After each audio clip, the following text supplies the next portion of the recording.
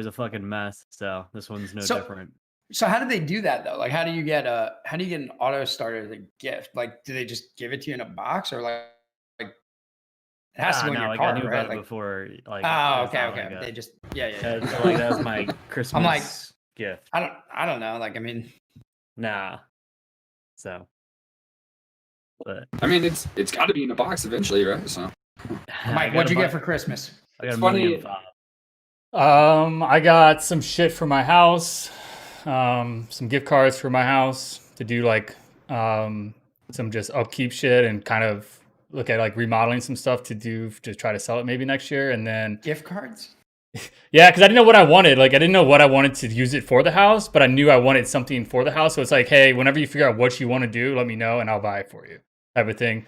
I wasn't sure how I wanted to do it yet. I just know that I want to do it that way. So kind of just got a bunch of IOUs. Like whenever you figure it out, let us know and we'll get it for you or pitch in. And then obviously the Mantis X3 you got me, which is dope. I think it's really cool. If anybody doesn't know about it, it's basically a dry fire / live fire practice tool that you can use to log your shots and keep track of your performance and to try to help critique anything. And that's going to be really fun to use coming up here soon. So, but besides that, it was pretty laid back. That was dope. Yeah, the thing looked cool. Seems like an easy way to save money on ammo right now because ammo's fucking stupid. So, dude, I was looking. You can train on all your put your money in a fire and train your shooting, or just dude. I was looking at getting ammo and 60 cents a round for 5.56 and 60 cents a round for 9mm, pretty much. Whoa. Yep. Yeah, it's crazy because just a year ago it was like down to 20 cents. It was nothing. Now it's on the rise. Damn. Is that exclusively a COVID thing, or is that like we're getting another Democrat president, so like people are worried they're gonna ammo is gonna disappear or something? Well, I mean, seriously, that happened. Like, didn't it happen with Obama as well? Like, you know, as soon as you talk about gun control or you know something like that, it just turns into a ammo buying fest. So supply and demand get fucked up. What? That's what I think. I mean, I think you're definitely hitting on two kind of heads there. I mean, COVID definitely, a lot of people are buying guns and stuff like that, but there's no doubt that, Biden, he's been, talking about that he's going to take away, gun rights and, the high capacity mags and kind of stuff like that, Yeah, I remember reading something on his platform about that. Like he wanted to do the high capacity mags. I didn't see anything else though. Did you see anything else for gun control? Weapons of war. No. Taxes, a lot of taxes. But I think it's there's always a trend with election years with ammo. That always happens. But I think the problem that fucked it was COVID. COVID put in such a deficit that it's gonna take a year to rebound, because everybody hoarded everything, started in March, and then we had the riots, and then we had the election. So pretty much all of 2020 bought up the world supply of ammo, and now it's gonna take another year to restock. No, it makes sense. That makes sense too. Yeah, think about well, Mike and Joe, you might know, wasn't there like an ammo shortage a few years ago? Like I know that was like a big talking point where, well, the news, or depending on which side of the political aisle you fall on, determines the story. But the popular narrative that was going around was that Trump literally inherited a military without ammo. Was it because of the ammo shortage? But well, I think that goes back to like every 4 years, people kind of panic buy whenever they're afraid when people start swinging around gun rules and gun laws, because everybody freaks out and think that they're going to start taking ammo away or something. So people stock up on it. I think it's just like part of the course. And without COVID, I think we see a little bit of a spike, but I don't think people panic buy enough to have a long-term effect. Like I bought ammo in March or April. It took me 2 months to get it, but I bought it for 19 cents a round. And then I bought my 5.56 in May-ish, 1,000 rounds of it for 30 cents a round in May. And I just was looking the other day, and now they're both at 60 cents a round, which is ridiculous because before, like last year at this time, it was like 15 to 18 cents for 9mm and like 20 to 25 cents for 5.56 or rifle. So it's literally 200% and 200 to 300% increase depending on 9mm round it is. It's ridiculous. Yeah, 9mm has been super hard to find, right? That's like that's a big one. What is like is it 9mm, 5.56 that are the worst, or what, or 223 or whatever? Yeah, because they're the most popular. That's what I've seen. Yeah. Same with Glocks. Yeah. Glocks are almost impossible to There's find. a couple places. Really? Glocks are hard to find? I figured those would be like you could just, it's like buying a fucking loaf of bread. Well, that's why they're gone, because everybody wanted them. So when the buying splurge happened, everybody went and got Glocks, right? So Glocks sold out, and no one could get them anymore. So if you got them, like a shop had like onesie twosies of them. You know, they couldn't, like my buddy that works at the gun shop couldn't get them even ordered from Glock for like a month or two because they were so backed up. So people were buying like whatever they could. That was their second or third choice because they couldn't get Glocks. Same with mags were gone, everything. Damn. Crazy. Dude, they said that everything went up like sixfold or something like that. They said that gun ownership and stuff like that is up 60%, I think, from last year. It's fucking crazy with everything going down with 2020 and COVID, this and that. It's no surprise, but yeah, it's you go to anywhere, Sportsman's or like any like Bass Pro Shops or anything like that.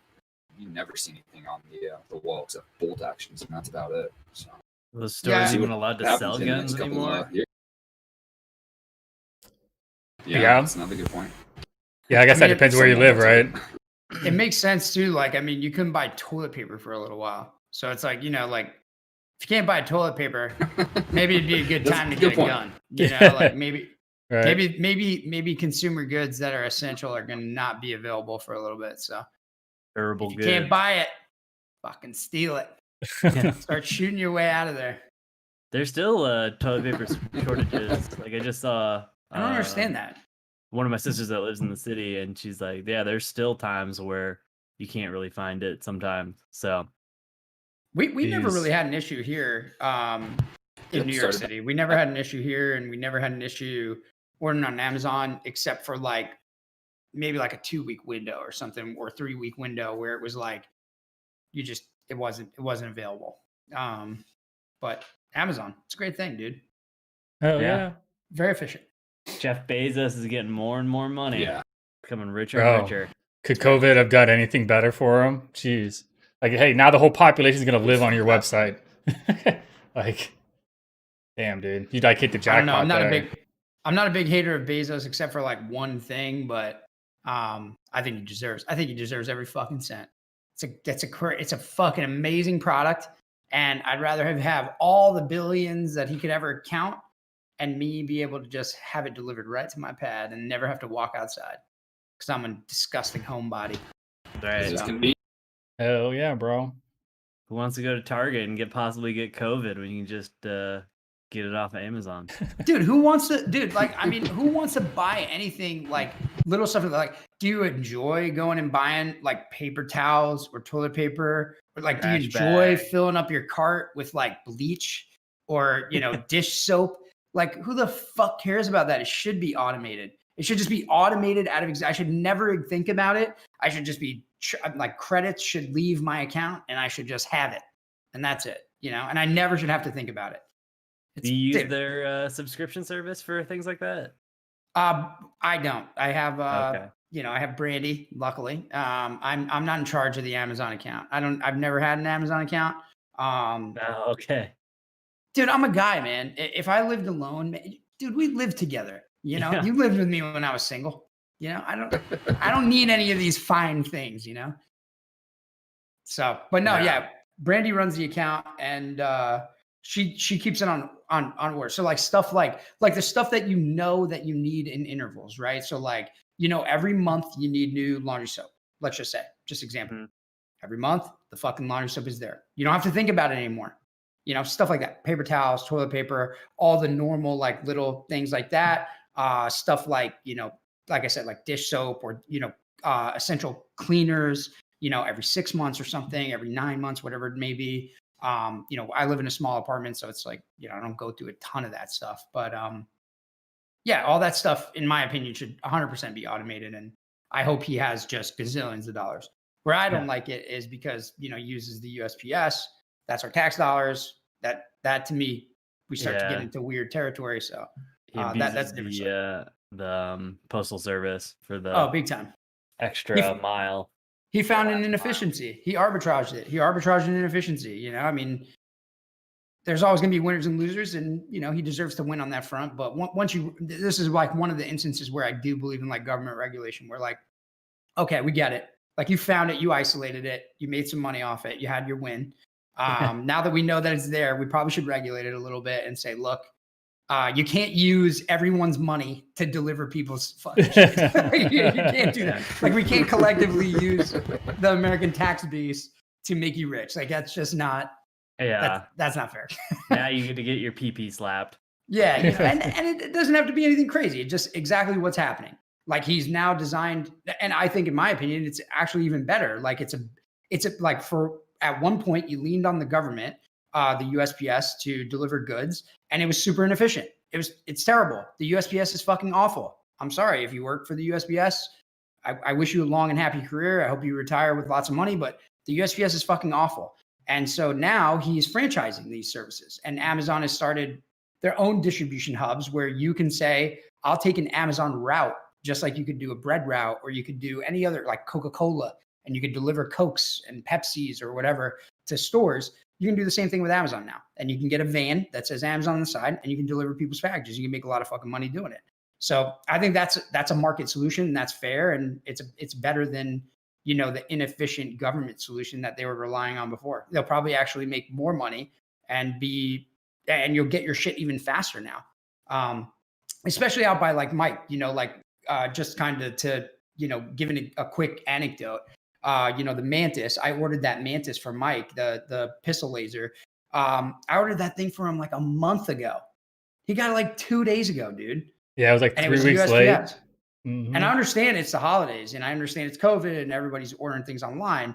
I'm just saying there's more efficient solutions than waiting a month for something that weighs an ounce to get delivered to you. You know what I mean? Like yeah, it's unnecessary. And I'd gotten like 10 packages in the meantime. You know, like yeah, I'd ordered a bunch of shit that I'd gotten before that, anyways. You know, like next day. You know, because if I order shit by like 9 a.m, it can be here the next day for a lot of stuff. A lot of like the normal, especially shit. Like Amazon, I'm sure, right? Like if you order it on Amazon, it's there. Yep, exactly. They're good, man. They're really good. And so, like, I think in places like where you live, where the government is gonna kind of suck at doing their thing, somebody who it's their livelihood to do that, you know, it's their business, will probably be more efficient for you. So, yeah, and faster too.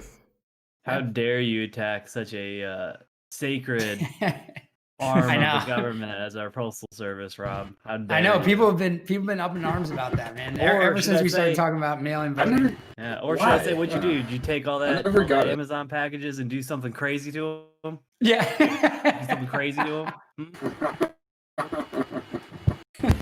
Oh, that lady, dude. I'm scared. Reprehensible. Rudy Giuliani needs new. Unconscionable lady. Oh. He needs new witnesses, man. And he needs to stop dyeing his hair so he's not so disgusting on camera. Jesus Christ. He looked like the Penguin, man. Poor guy, dude. Poor bastard. Did look like the Penguin. Yeah, that sucked. It was so bad. That was awful, dude. But yeah, I mean, I think to answer your question though, Joe, is like why I think is dude, it's the USPS, man. Like it's a time-honored kind of like tradition government service. You know, the mail has always kind of been a federal thing. It's been a serious thing. You know, if somebody wanted to send you $1 million check, it used to go through the fucking mail. You know, you didn't buy houses over your iPhone. You know, shit went through the mail, and it was really important. And so people, I think, still kind of hold on to that like there's like a tradition there. There's like an honor there that kind of needs to be maintained. But yeah, I think they kind of suck. A little bit nowadays, just because they're inundated, you know. Well, they're just especially old. You have, express carrier. Especially because of what? Just when you have express carriers, when you have FedEx and stuff like that, DHL and these other places that just are so much faster than the USPS, and it's but you pay the markup. It gets outdated. But you pay the markup. No doubt about it. You know, so like you could pay for a stamp, or you could pay that markup. So like it's not always the best, you know, like the government subsidization, we kind of benefit from that, you know? Right. Yeah, I guess I never thought about it from the document you. I'm always sending packages and stuff like that. I can't even remember the last time I sent a letter. It's all been electronic. Yeah, exactly.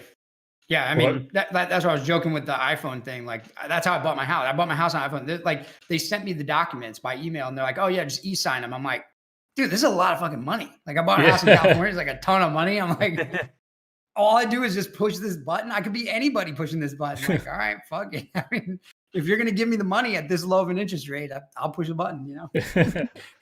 Dude, you can buy a house over the phone with an e-signature, but you can't even get a college transcript unless you give them a piece of paper with your signature on it. Dude, and pay him money to send it to another school or wherever. Yeah. I will say that like my school does it pretty decently, at least, because I have heard of horrible things in the past from veterans. Because you have to turn your transcript in kind of like every semester or quarter or whatever your thing is on. My school does it super easy, where I could get like a legit, unofficial, good transcript for $0 right off the website, like in 15 minutes, which I think a lot of schools, at least anecdotally from what I've heard from people, don't do that. And they make it like the most fucking painful process ever to get these, documents out to your counselors or to your, VA people or whatever. Yeah. Yeah, I think it depends on the school. Like since I'm a fucking failure and failed out of college my first try, and like I have 3 different transcripts I have to like cobble together for anything I do. There's always one school and it's the same one every time. That's the fucking problem. And it's always it's the biggest school I went to. It's a state school. It's Northern Illinois University. Fuck you, NIU. Every time I have to get a goddamn transcript, it's a fucking nightmare. But the community college I went to, and then Aurora University, where I got my degree from, like it's super easy to get something from. But NIU, just milking you for every single same thing you got. Want that money, yeah. Mm-hmm. And they use the same way. Northern Arizona University, every time they got to charge you with everything. But it's I sent all my transcripts in here recently, and I'm still waiting on NAU. No, it's probably a month ago.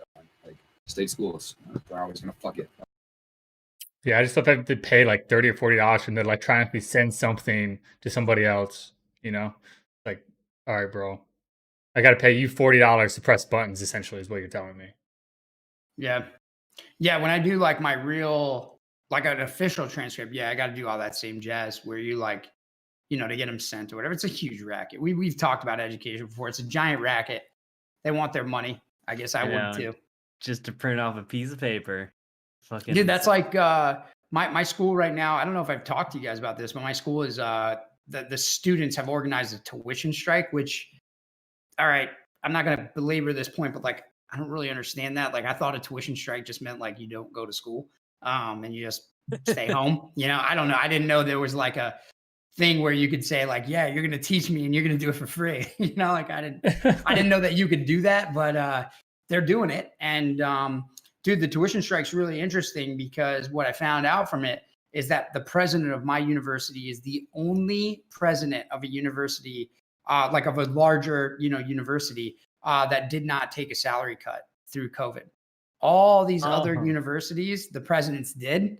And dude, they're making the biggest deal about it of ever. And I actually did a bunch of research on it, because of the tuition strike. I was like very curious, like, these aren't stupid people that are doing this stuff. They're fairly smart. I don't think they're looking for a freebie. So I'm like, maybe they're onto something. Like, what's going on? I'll look it up. And dude, it turns out that the school actually was being kind of fucked up. They were withholding CARES Act funds this entire time.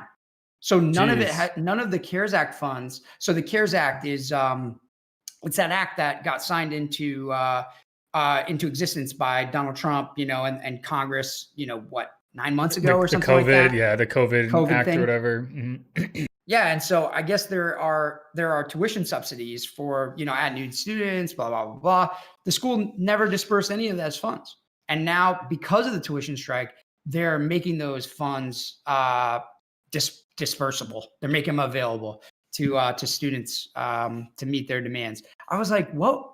Like, how do they get to keep those? I thought that was interesting. I don't know. I hadn't heard anything like that. I'm not sure if you guys had. I got a scholarship for it last summer for the COVID relief thing. Oh, you did? Because my school got a couple million, I think, or a couple 100,000, and so it was like first come first serve. I woke up and I rolled over. It was during like the summer when COVID was in its peak, and we were playing video games till 3 in the morning. You know, so I like rolled over. I rolled over like 11 o'clock in the morning, and I'm looking through my email, and then I'm like, "Oh, what's this?" And I click on it, and I'm like, "Ah, fuck it, I'll do it later." And then after that, I was like, "No, I'll do it now because what if it's first come first serve?" And it was because my friend that tried to do it 2 hours later didn't get it. So and it was $2,000, bro. So I got $2,000 straight up, like put in my account over the summer for the kids because it was pretty much first come first serve to FAFSA eligible students, you know. And That's pretty good. If dude. so I was like, shit. And then they used the rest of university, a responsible academic institution, Yeah. right? Actually making federal funds available to their students. I know, right? And they actually used it. They have a $4 billion endowment. Crazy. That's so stupid, dude. And they actually use it to put the little signs on the floor that said Tritons walk this way, and like the direct traffic, and then all the signs that say please wash your hands, and the little foot things at the bottom of the door so you can use your foot to open the door now. And you know, so they use all the money on that stuff too, you know, so that way the 20 people that were on campus for the last 5 months didn't get too close to each other. That's right. So silly. Yeah, but that sucks.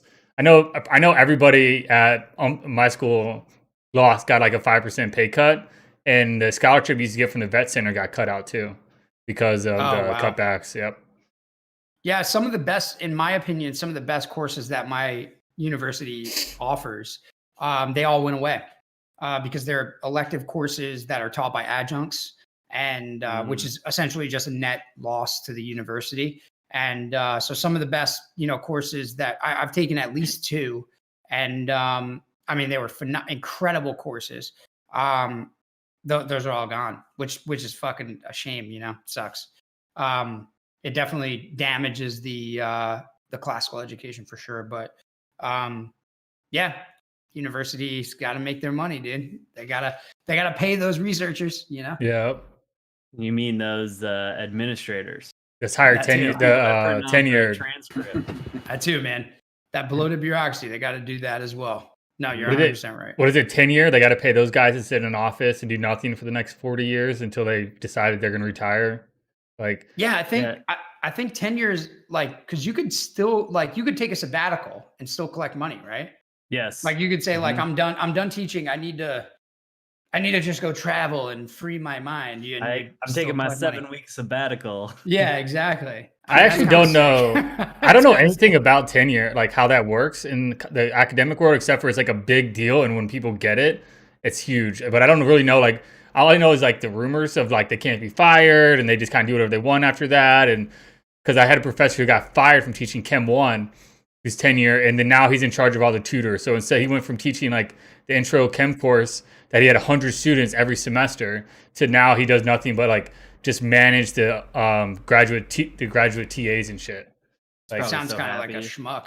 Yeah. Yeah. You get fired. You literally get fired. Yeah. So much less responsibility. God.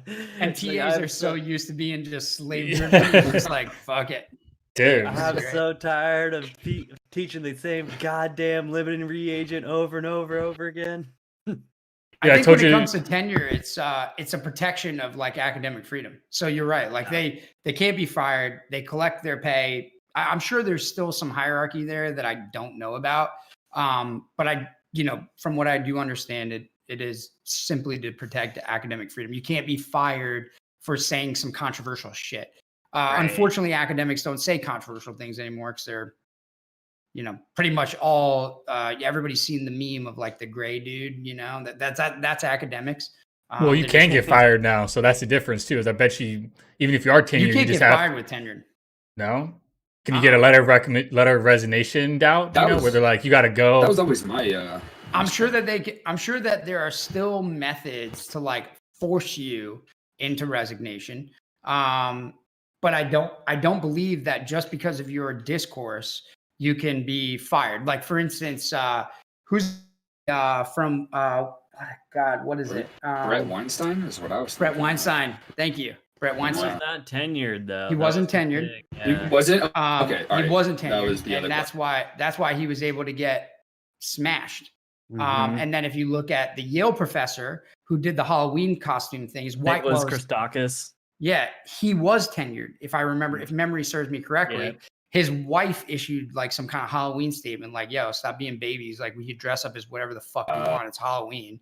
And he got like blasted for it, and Yale couldn't do anything about it. Okay. You know, whereas like Brett Weinstein, like it sort of ruined his life / made him one of the most famous people in the world. So it's kind of like this give and take where like it ruined him from the sense that like this is my personal opinion. I don't think Brett Weinstein wanted to be a social pariah who now is part of the intellectual dark web. I think Brett Weinstein wanted to educate people and produce research. So I think it ruined his life on that front, but it also made him super famous so that his ideas can be, proliferated amongst tons of different people. But yeah, that's the difference between tenure and not tenure, is that you can make really controversial statements and still keep your job. I think they can just make your life so miserable that you'll end up just like resigning or like kind of taking a more diminished role.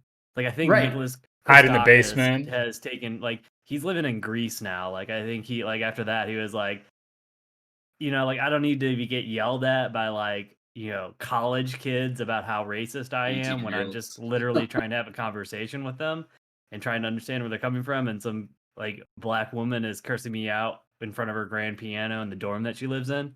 So I don't need to take this, and I'm leaving. Yeah, like I don't know if you guys heard that story at Yale where they busted out the window of like it was like this beautiful stained glass window, but it had pictures of slaves in it, and they fucking smashed it out. It was like a 200-year-old window. Jeez. Busted the thing out. But yeah, no, I mean, I think like to Drew's point, you would just you can't be fired, but that doesn't mean you get to just be a teacher again and you get to just tell everybody what you think. They put you away. Type of thing. Right, they bury you somewhere where you're just rotting out your days. Force you out. Yeah. You're gonna go teach abroad. Yeah. Right. Or we're just going to give you some admin positions that just buries you in paperwork to where you're more miserable now than you ever could be, Why don't you focus on research from now on? Yeah. We don't want to put you in front of students. But yeah, I mean, it used to be, I don't know, I always thought that tenure was there to protect people who had crazy views. Like, if you wanted to take some contrarian, wild research, you were good to do so. But yeah, I don't think it works out. I always thought it was. That's what it used to be.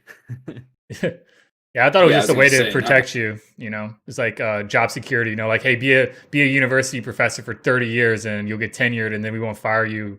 When you're 60 or something. It was like a job security thing. It was something to strive for, to make sure that you had a job for the rest of your life, essentially. Well, that's like, I mean, have you guys taken any interesting courses at college? Like, I think I've taken maybe 2 or 3 that I found really interesting. That gave me like really compelling, like, this is not the narrative that I had heard before. This is not the thing that I had thought prior to this.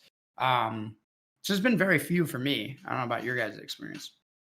I think about the same as you. Like two classes that were really standout. One was a religious course. It was on the Reformation, and that was really, really good. The guy that taught the class was like a PhD from Notre Dame. The dude spoke like 5 languages. He just made the class super interesting. And the other class I took was a bioethics class, but the woman that taught it, she was also a PhD, but she's an adjunct professor from the University of Chicago, and she was from Poland. So like she just had a really like interesting perspective, and she just basically presented things in a way that you probably would never really traditionally think of, or like just had a way of like resetting, like causing a paradigm shift and like the way you view just common things, like especially like a lot of people like to silo things and like binomial or binary, like it's either this or it's that, or you put it in 2 different silos, like it's either good or bad, and there's like no middle ground. Right. think the Yeah, only I class mean, I took was like a criminal theories class. Don't ask me why I take it. It was one of those random elective courses. Like, here's the classes you can take. I was like, which one sounds the most interesting? And it was actually interesting just to see how the actual crime statistics break down from like the 1920s all the way up to like now, and the different patterns and kind of the stats. Because I never really looked into it, and it was kind of eye opening in the way that how crime stats really work compared to what you see on the news, and how the who actually is in prison versus what you think, versus what the normal population thinks. Besides that, bioethics was interesting too. Made me think, but I didn't. It was very dry. It was like, is euthanasia bad, or is this bad, or is this good? Why is it morally good? Why is it morally bad? And then you kind of just debated the class, on why it's good or bad and stuff like that. But I didn't really have too many. Yeah, that's what it normally is. But like I said, with this, she was a sociologist, which say what you will about sociologists, not a lot of good ones out there, but she was a good one. But like she didn't like having all those same tired arguments about like, is euthanasia bad, like, or is it good? It'd be more like, why is euthanasia like even a consideration, or like why is euthanasia fall to physicians, or is it a physician's responsibility to have a voice in like euthanasia, or should that be removed from them, since physicians should do no harm, should they even be associated with euthanasia, or should somebody else do it? And I'm like, I've never really thought about, like, it's usually like, why do we let people suffer, like why can't we put people out of their misery, like is this good or bad, and that's it. So she just really made you like push, the envelope or the question why more. That's good, yeah, because those are the ones that are Yeah. interesting, right? If Mhm. they challenge you in a Yeah. way that it's not just a cookie cutter question. Right. But that's what I was going to say too. I think the class that stands out to me for most is my philosophy class that I took, and it was at NAU. Probably one. I hated that one, but it was the professor, and the guy who taught it was he got you thinking, and kind of what you're saying, Drew, too, is it wasn't so broad, he kind of narrowed it down and kind of went into some things and got you thinking outside the box, and that's definitely one that stands out for sure. It's definitely the individual, I think, who teaches it, because I've had others that, it's been rough, man. Like, we're talking about good classes, I've had bad classes. And it leaves a sour. I mean, Yeah. I think 90% of my education was bad. It's more about like what the, I mean, that's like across the time and space. I mean, not only was I a bad student, but I think I also had really bad fucking teachers. But, and it's the whole Goodwill Hunting thing, right? Like the whole Goodwill Hunting argument. Like, there's nothing that you could learn in an undergraduate degree that you couldn't get for $1.50 in late fees at the library, right? Like, it's very Yeah. it's very straightforward. A lot of this stuff is whether or not you're going to sit down with a chemistry textbook and you're going to test yourself, or you're going to test yourself correctly, or to some benchmark that society trusts, right? Like that's more what it's about. But like, I think, what you guys are talking about, and I guess where I was going with this, and you guys kind of hit it on the head, is more just that, like, there are a lot of classes that you take that will ask these kind of experimental questions, right? Like, you're talking about euthanasia. It's a very controversial topic. It's been a very controversial topic for a long time. And especially like medico or legal ethics, that all kind of tie into this stuff. I think that you should never, tying it back to the tenure thing, where this all comes from, is like, you should never, as a person who studies these things or has an academic interest, you should never lose your right to teach, or you should never lose your right to ask these questions, just by nature of the question, right? So like, for instance, like, what if you studied like really shitty ideologies? What if you studied like Stalinism or like Nazism? Like, if you're the dude who's just asking the questions, should you then like become a pariah? You know what I mean? Like, if you're exploring these issues, I mean, I think not. And so I think, like, when it comes to tenure, it's an important thing, because it allows people to explore these crazy kind of weird questions that are tough to answer, and that sometimes are kind of like hard to think about, Yeah. No, that's a good point. Like I've brought this guy up before, but Stephen Kodkin, he's considered like the world's most renowned expert on Joseph Stalin. Like Oh yeah, his claim to fame is that he knows more about Stalin than Stalin did himself, and like he can literally recreate almost any day in Stalin's like what is like known as like his history. Like he can pretty much recreate his day from the day he wakes up until like he goes to sleep. And when you listen to this guy talk, he sounds like he has like a lot of reverence for Joseph Stalin, and like the reason why he does is because he's truly interested in what made the dude tick and why did he come to the decisions that he made. But he wouldn't be able to come to those decisions or like have access to this information or ask these questions or learn all of these things about him if he wasn't protected with things like tenure. Because a lot of the things that he right. says would like probably piss off a lot of people, especially when this dude, this dude started teaching at the height of the Cold War, and then like as soon as he finished his PhD, the Soviet Union collapsed. So he's in like a really weird position. And so like that's been his career since then. But he's an interesting, fascinating dude. But No, yeah, I've looked at some of his stuff since you brought him up, and I mean, I'm pretty sure he's like, isn't there? Is it him or is there another dude, an older guy who wrote like a series of books on Stalin's life? it's him. He's writing That's a him. trilogy on Yeah, Stalin's he's writing a life. trilogy. Yeah. Mhm. But yeah, I mean, I think it is fascinating. I think those are good questions to ask, and I think that it's the smart thing to do to present that information to people, up front and being forthright with the information, as opposed to leading them to finding it on their own sources, such as fucking 4chan or Reddit, where they might fall into some rabbit holes of some really wacky ideology, right? As opposed to getting it from an academic. Right, I think or a that stuff's YouTube all fair game. conspiracy channel as well. Yeah, exactly. You don't want a guy believing in 5G conspiracy shit. Like you No. want people that are going to debunk that openly in the town square. You want to be able to talk about it. There should be no ideas that are off the table. So, no, that dude is pretty good. You got to communicate. You got to talk about it. Yeah. Yeah, I would highly recommend either reading any of Stephen Kodkin's works or watching his lectures. You can find him on YouTube if you just Google Stephen Kodkin. And if you want to learn anything about Stalin, he's your go-to. It's fascinating. Did she go down the Stalin rabbit hole, Drew, a little bit ago? Dude, I went down so far, man. I know things about Stalin that I thought I would never know. Like the dude, one of Stalin's quirks is that he loved colored pencils. Do you know this? It's weird. No, who the fuck would know that? Nobody would know that. He loved colored pencils. He would write in his journal in colored pencils. He would like highlight in like Lenin's teachings, like important like phrases and stuff in colored pencils. I just picture him like that. color like this. And he used red, green, and blue. Doesn't people. seem to be like any pattern or like seemed to be pretty random.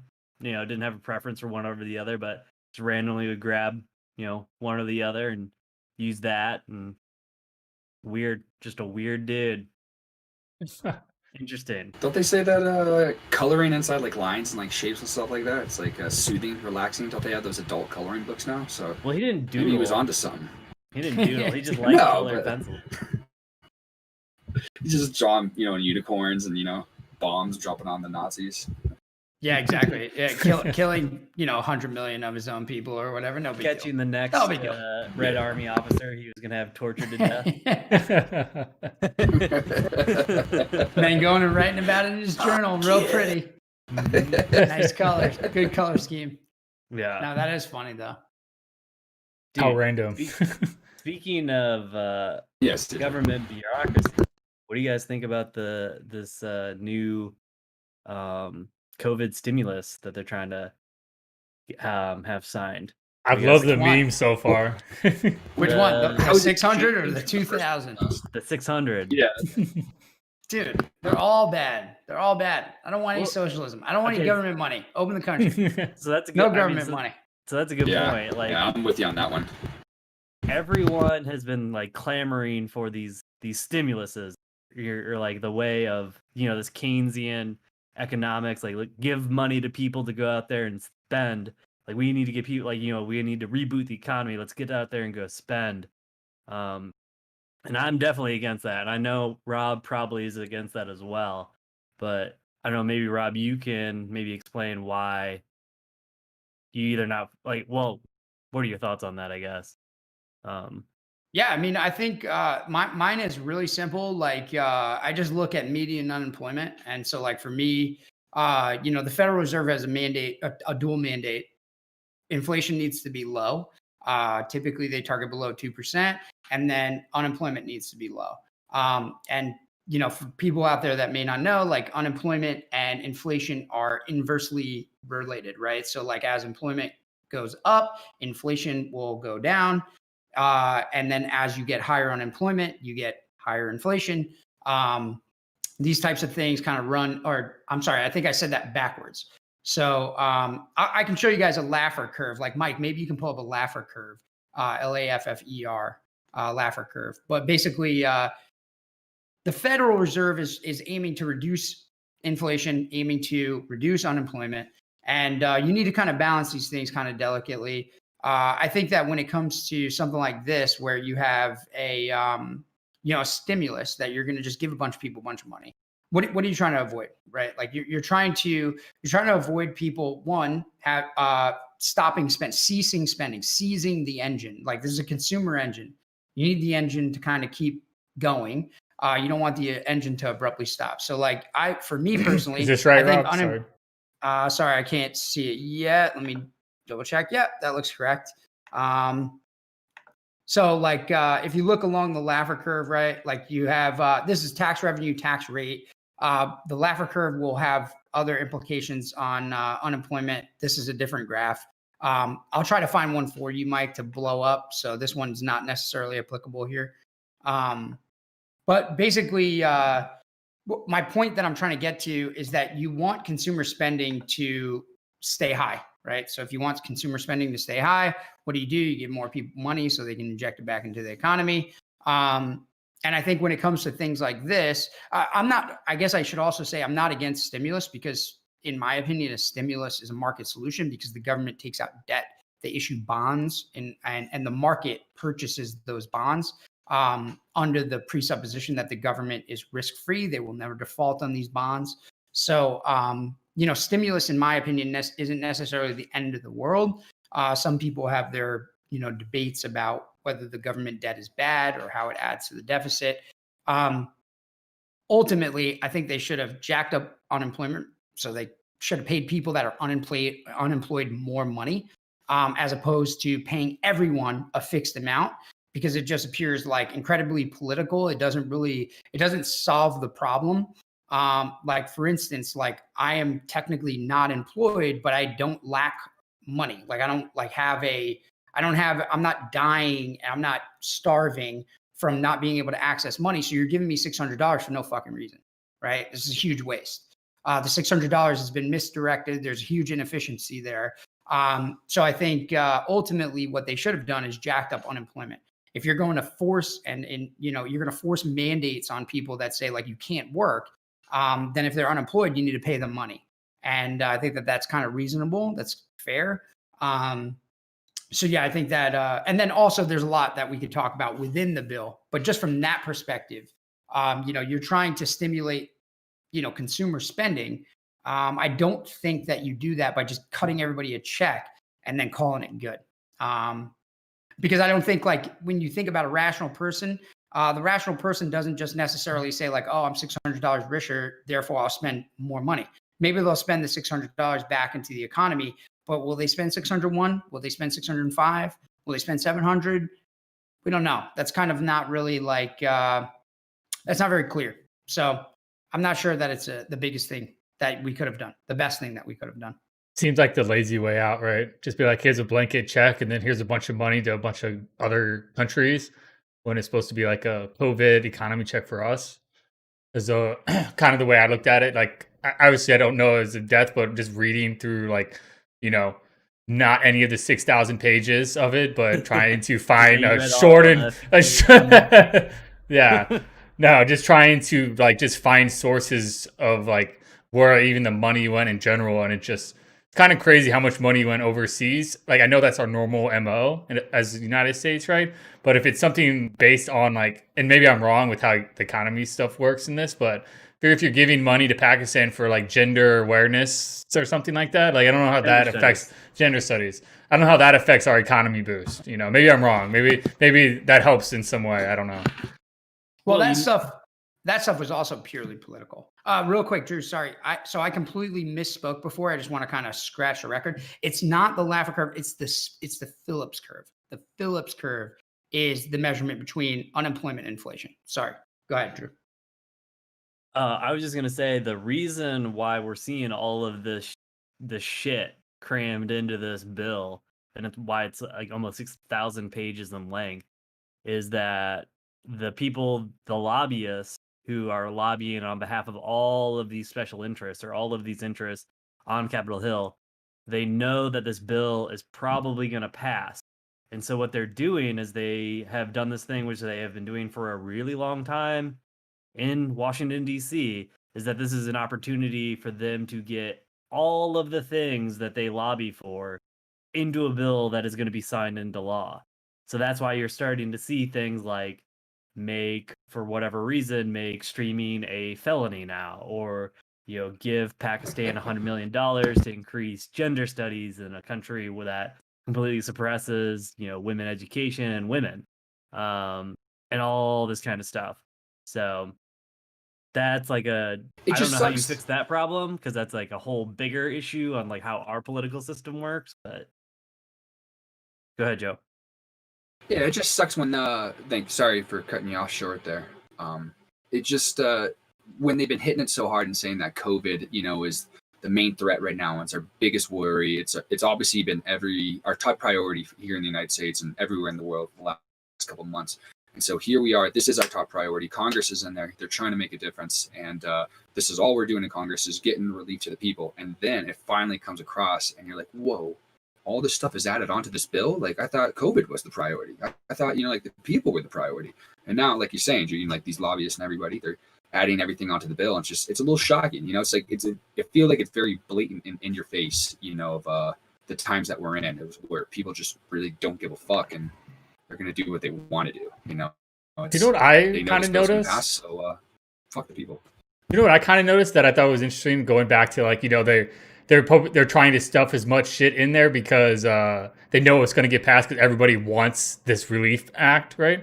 But the fact of how many people were so mad about it, and not even because it was 600 and not 2,000, but because of where all the other money goes, I thought it was interesting. Everybody just kind of wasn't swallowing the fact that the bill was so large because most of it's going overseas, but they were actually mad about it. They're like, why? And I don't know how much of it is people just want more money, free money, or how many people were actually mad that much money was going out of the country instead of, you could have cut the bill down dramatically and given more back to small businesses, more struggling people inside the country instead of sending so much outside. And the fact that how many people got mad about that or actually were talking about it, I thought was interesting, instead of just complaining about not getting enough money. Or it could be that too, I guess. Well, dude, I not to be a narcissist, but I got to throw this out there once again, dude. In my opinion, like I called this a while ago, the biggest impact that Donald Trump's presidency had, his greatest legacy, is how many more people in America he got involved in politics. I think we saw that through the vote count through the last election, and we're seeing that now. You had a 6,000 fucking page bill that went through Congress essentially.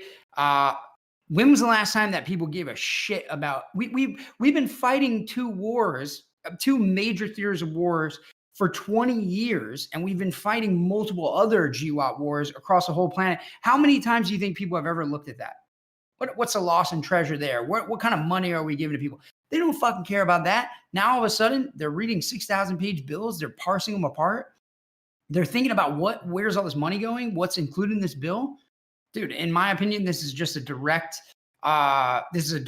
impact, like a direct effect of the Trump presidency. It's gotten more people involved in politics. It's polarized people, and they're curious what's happening in their government. They don't know what's happening in their government anymore, and so they're really ripping this shit apart. Did that wretched bitch fucking Nancy Pelosi trot out there and say we got to in order to read the bill we got to pass it? She Right. hit Yeah, us with that exactly. again?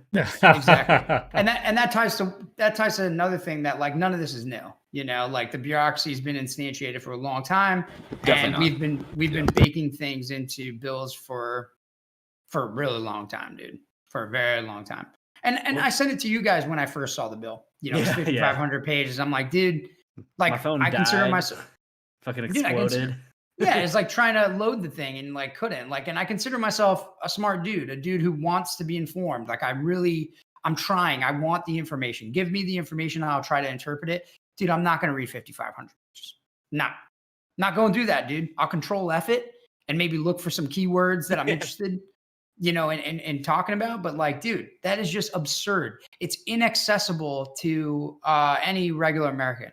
And it's a travesty. It's a travesty that Americans can't access their own legislation.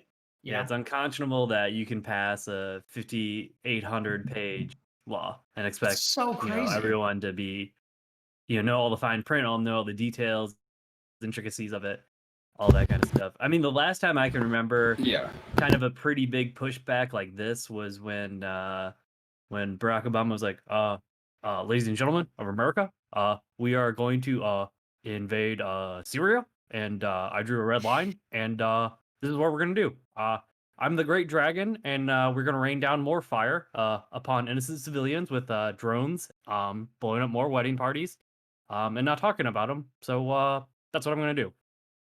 Well, I mean, and I gotta say, everyone was like, "No, you're not."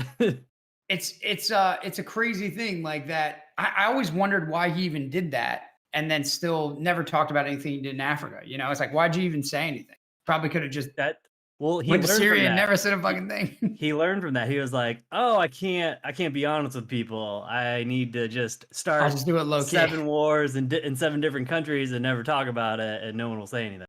And that's what happened. That's fair. That's a good point, though, Rob. Do you guys think that we should get 600, 2,000, 0? What do you think? I don't know. With my limited understanding of economics, I don't think stimulus is the way to go. Like, you just give everybody like what you're saying.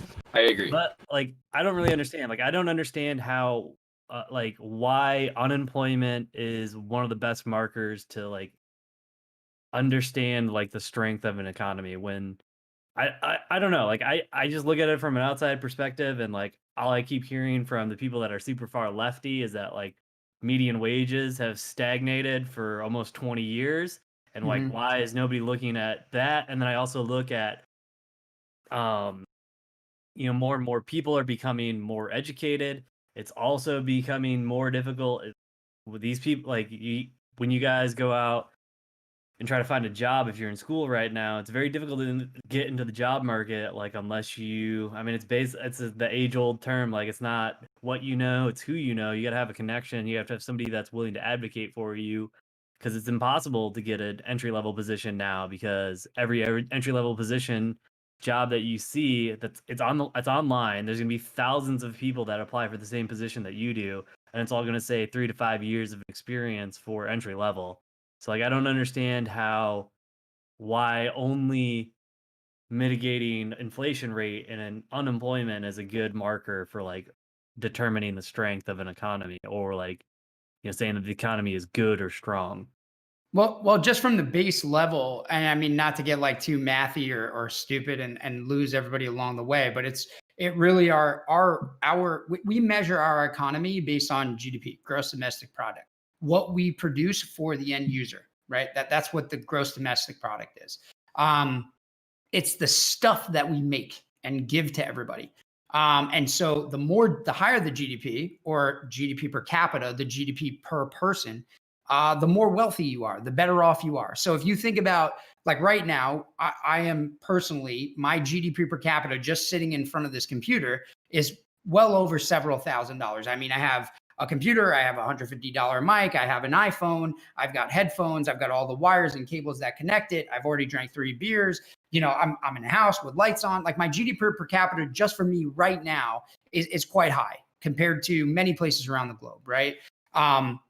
So, you know, when you think about GDP per capita, what goes into GDP or what goes into GDP per capita, which all GDP per capita is GDP divided by how many people are in the population.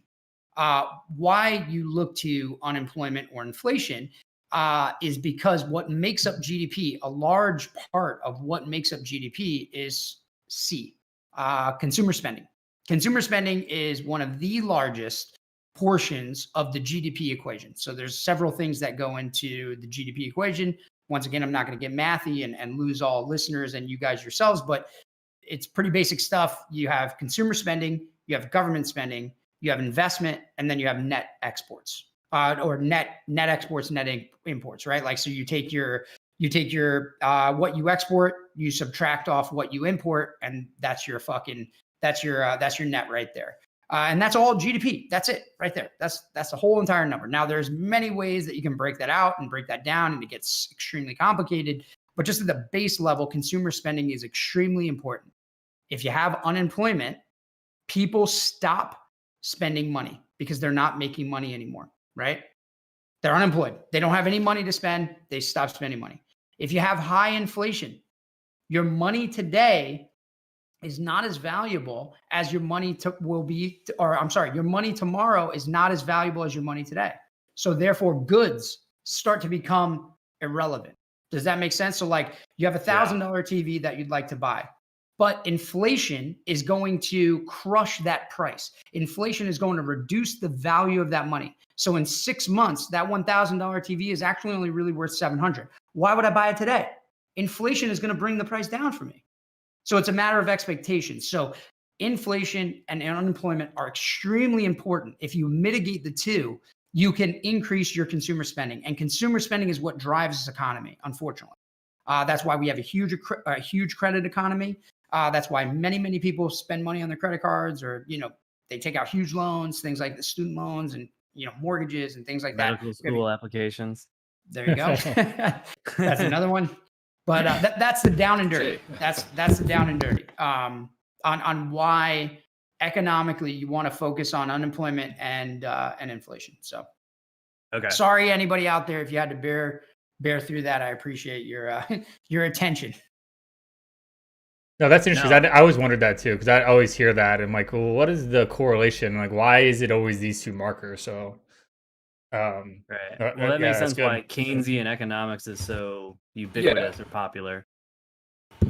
Yeah, I mean, well, this country. You know, I mean, there's lots of different schools of thought in econ, because it's a soft science. It's not, we can't necessarily predict outcomes scientifically because not everyone is rational. You know, when, like, for instance, you know, and this isn't an insult. It's just like, for instance, when you go to the grocery store, do you fucking look at every single price? Like, if you want to buy a thing of macaroni, like a thing of pasta, do you look at every single price across the board? Do you look at the unit value of that? Do you make an informed, rational decision on how much you spend? No, you just fucking buy what you see, right? You just, you grab it off the fucking cart, you throw it in there. This is the one I like, or this is, you know, you just buy it. Not every consumer is rational. Not every consumer is making rational decisions at every single point along the spectrum. So it becomes very, very hard to really predict outcomes when we talk about these things. Right. Yeah, that makes sense. Yeah. Yeah, never thought about it from that way. That was a good breakdown. It's also like unexpected like bills and like unexpected expenses too. People have more secure incomes. They're going to be willing to go buy, you know, lavishly more stuff than if they're constantly worried about week to week. You know, they're going to be way more tight, and they're only going to spend what they need to spend versus, you know what, I'll order out. I'll, you know, get Grubhub, or, you know, I'll have 5 subscriptions, even though I only watch one or something, you know, type of thing. Well, I think also people don't have the, you know, like I was talking about with inflation, people don't like the difference between nominal and real interest rates, which I won't get into. They're not that difficult, but just for the sake of time, like, people don't think about that. Like, when you buy a car at 7% interest rate or 5% interest rate, you're not thinking about what inflation is going to be next year. And so what your true interest rate is really going to be. You're not thinking about that. You're just not really a rational consumer by the math, if that makes sense. Right. Because if Yeah. you were rational, you'd be calculating those things in. I guess with that being said, though, with everything that you just described, and kind of to get back to that original question, are you for the, stimulus and stuff like that? Then, like, it really doesn't. It does do us a little more justice here in the United States to get everybody more money and to get that going back in, the system and stuff like that, right? I think that's why stimulus have been like a thing. It's because of the consumer. Well, especially in the last decade. Yeah, no. But especially in the last decade, because before that, we never really had stimulus. The first stimulus I ever received as an adult was under George Bush. Well, I think I remember that. I'm sorry. No. I'm sorry. It was under Barack Obama. I'm sorry. It was like $750. It was 08. Yeah, it was like $700. Yeah, it was Obama. I misspoke. Dude, I'm misspeaking a lot. This is uncharacteristic of me. Sorry, guys. Dude, it was every year, man. We got that $500 to buy that fucking parka that no one had to go in her sea bag. Yeah. Yeah, I mean, I don't think stimulus is a bad thing. Like I said, because it's a market. In my opinion, it's a market solution. Like, a lot of people are very concerned about, government deficit. They're concerned about debt.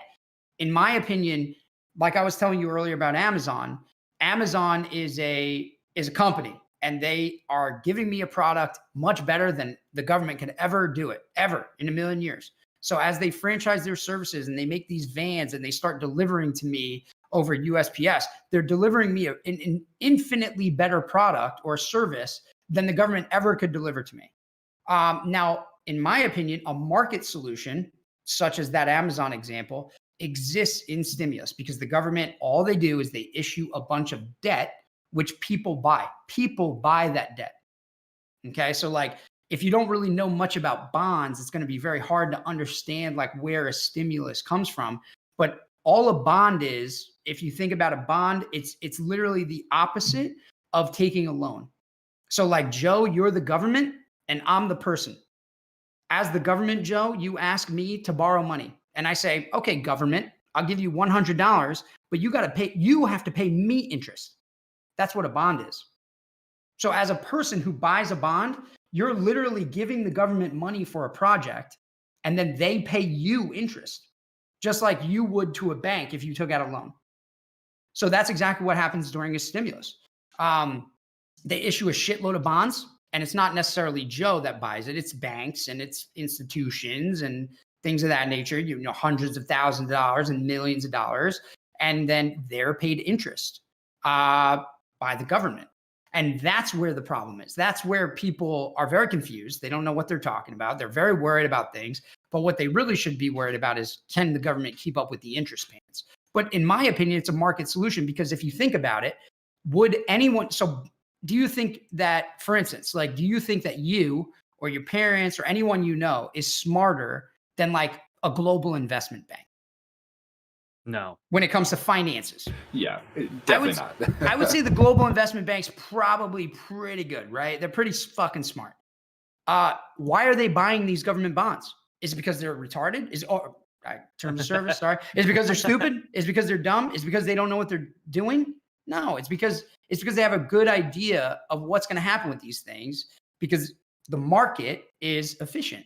And these people that are buying this stuff are not dumb. They're very, very smart, and they know exactly what's happening. So the money that you're issued by the government is secured by the American people. It's a market solution. And there's many other things that we could talk about that, that challenge that. I'm not saying what I'm saying is an end all be all. What I'm saying is a school of thought, the base school of thought.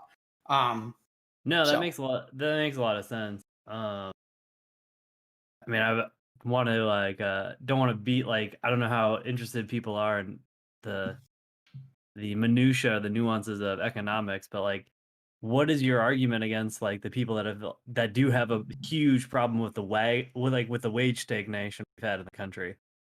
Yeah, the wage stagnation is bad. That's something that I failed to comment on. I'm glad you brought it back up. It's true. The wage stagnation is bad, but the only comment that I would make about wage stagnation. So, for instance, with wage stagnation, wealth is concentrated, right? Wealth is concentrated to, say the top 1%. right? The top 1% of people in America have serious wealth concentration, which makes sense to me. And it makes sense to me because I think that IQ is highly heritable. And I think that there are smarter people than me in the world. And those smarter people will do projects that are smarter than the ones that I would do. And they just money for it. I don't think there's any mystery to how you make money. You do something that people want, or you make something that people want, and they pay you money for it. It's not like it's a fucking there's no mystery to this shit, right? Like this shit's it's really easy to understand. So like I get why wealth is concentrated. A lot of people think that wealth is like inherited, and all of that is bullshit. So that would be my first is like, do you believe that wealth is inherited? Like, do you think that a majority of millionaires have inherited their wealth? If someone were to tell me yes, I would say you're very correct. Here, have a great day. I wish you well, because they're fucking wrong, and I just don't want to engage with people like that, right? Like they just haven't read any of the information. They don't understand any of the data. They're just wrong. Because wealth is not inherited for a large part in the United States. It's not. Most millionaires and intergenerational wealth is made and lost quite quickly, actually. It turns over really fast. Anyway, my whole point is that I think when it comes to things like wealth gaps or wage stagnation, that stuff, in my opinion, is very, very true. I guess we would disagree, fundamentally on where that stuff comes from. But at the end of the day, I don't really see any negative effects. I don't see negative effects on the wealth concentration, right? Like, so like wage stagnation has happened, right? Like, so we could say since 1970 to, I think like the most recent study that I saw was like 2012. From 1970 to 2012, wages have stagnated. They haven't grown the way that they should, right? Like whatever metric you want to use, we'll just say they haven't grown the way that we would like. The average apartment size or the average home size in 1950 was 900 square feet. In 2012, it was 1750. So I would say, to me, what that indicates is that we just want more shit. Wages may have stagnated. That might be true. We might be in an economic slump as far as wages go, but that hasn't stopped us wanting more shit, which makes you poorer. So that would be kind of my first counter is like, maybe we're looking at this problem the wrong way. Is maybe we want too much stuff. Yeah, that makes sense. It's going it's not going to wages, but it's going into material goods or like your home or something like that. Like, yeah, it's like poor people in the United States have 2 cars, every room in the house has a flat screen TV, exactly, all that kind of stuff, right? Everybody's got an iPhone, everybody's got AirPods. Right. Some of the people that I know that have virtually no money, like I know them personally, and they don't have any money. They got AirPods. They got an iPhone 12. I don't have an iPhone 12. They got a laptop. They got an iPad. They got everything. They got beautiful homes. Way more beautiful of a home than I had a week ago. It's that always that conundrum of like, I remember like when we were in the military, and every time you picked up, you'd be like, oh, dude, I can't wait. And then I'd just find some other bill to make up the difference.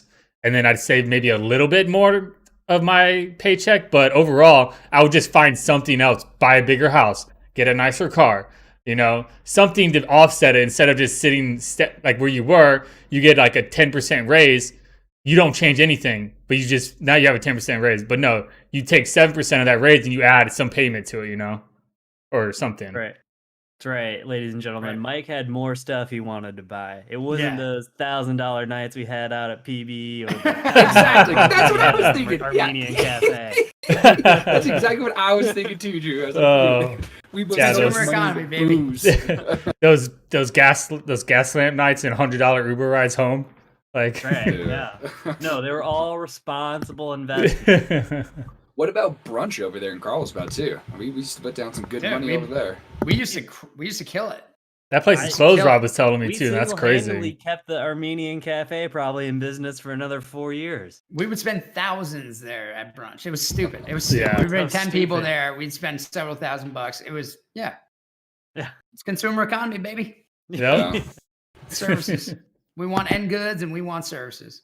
But yeah, I appreciate you guys asking me econ questions. I love to talk econ. That's my thing. But we can depart from that subject. But Yeah, I was going to that's ask kind of the basics of or it. say one more thing about the house stuff with the wage thing too. Is it also efficiency? Like the amount of effort we need to put in for a 900 square foot house versus how much we have to put effort into now for a 1,700 foot square house with efficiency.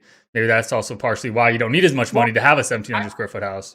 I would disagree with that just from the sense of like family size, right? Like, so like we were talking about efficiency, right? Like in 1950, do you think we had more kids or less kids than we do now?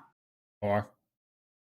So what I think is you that had more? more. I Seems think you less had efficient. more per family, but less people total. So it's weird. Yeah. I was just thinking about that. It's like a bizarre thing where like it's we can't there. It's hard to compare apples to apples, right? And like the normal thing for people to do, right? Like their intuition is like Amazon has opened up. There's this wealth concentration with Jeff Bezos at the top, and then there's this group at the bottom that works in the warehouse and just basically is slave labor, and they make shit money. They can't afford to live, and so the kind of the instinct is that economically this is unfair. Something's wrong, but I think unfortunately, not to say that those people don't deserve a good life or deserve to be happy. Unfortunately, that these things are evenly distributed. Like if we were to look at them mathematically, they're distributed correctly. And that's a tough pill for people to swallow on the econ side. It's hard. And there's a lot of argument about it. It's a big fight, huge fight. Yeah. Yeah. I mean, people make entire careers out of it. Yeah, exactly. So, but yeah, man, I think like when it comes to stimulus, you shouldn't be paying everybody. I think you should have just jacked up unemployment, and people that could qualify for unemployment the right way should be paid their unemployment due to lockdowns. But yeah, you shouldn't. Right. Try to give Paying everybody money is to the kinda people like- that really need it rather than Yeah. It shouldn't have been blanket. automated either. At least make it so like if you need it, you got to go on to like a website or something and like submit for an application for it or something. Like are you unemployed for this long, but you're not? Are you getting anything else? Like because that's also another key thing too is like because like we're unemployed, but we're also disabled veterans. So there was a huge thing with the last stimulus of are disabled veterans counted or not, and that originally like it didn't count because everything's non-taxable. But then they came back and it's like if you're a disabled veteran over this amount, you're going to get it too. So there's also a lot of like I think loopholes that people get paid that probably shouldn't maybe like because they're not really unemployed, but it might look like that. I think plays into a big part of it too with the blanket statement of everybody gets a check.